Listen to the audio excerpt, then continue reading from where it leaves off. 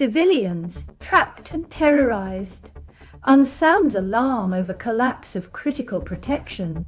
With more than 36,000 civilian deaths recorded in conflict zones in 2024 and sexual violence surging, senior UN officials warned that the international framework designed to protect civilians is collapsing. Could this affect your community? Spread the word if this matters to you.